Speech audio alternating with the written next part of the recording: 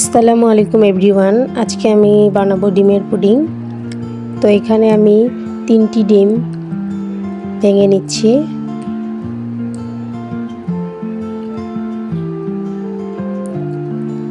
এখন আমি ডিমগুলোকে খুব ভালোভাবে ফেটে নেব, যেন কোনো লাম্পস না থাকে।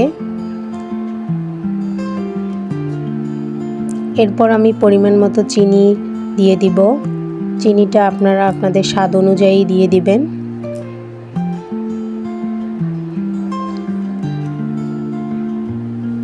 এখন আমি চিনিটাও ভালোভাবে মিশিয়ে নিচ্ছি।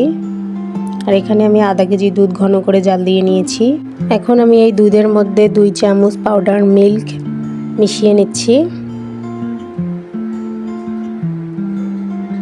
পাউডার মিল্ক দিলে পুডিংয়ের স্বাদটা দ্বিগুণ হয়ে যায়।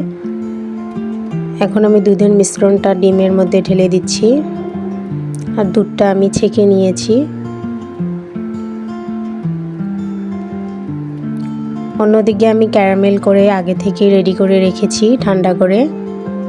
এখন আমি দুধ এবং ডিমের মিশ্রণটা ঢেলে নিচ্ছি। ভাপে দেওয়ার জন্য আমি চুলাতে বসিয়ে দিলাম। এটা আমি 30 মিনিটের মতো ভাপ দিয়ে নিয়েছি এবং ফ্রিজে রেখে ঠান্ডা করে নিয়েছি। পুডিংটা দেখুন কত সফট হয়েছে। আমি আপনাদেরকে একটু কেটে দেখাচ্ছি কতটা সফট এবং নরম হয়েছে। এটা খেতে দারুণ মজা। আমার ভিডিওটা ভালো লাগলে শেয়ার করে দিন। আল্লাহ হাফেজ।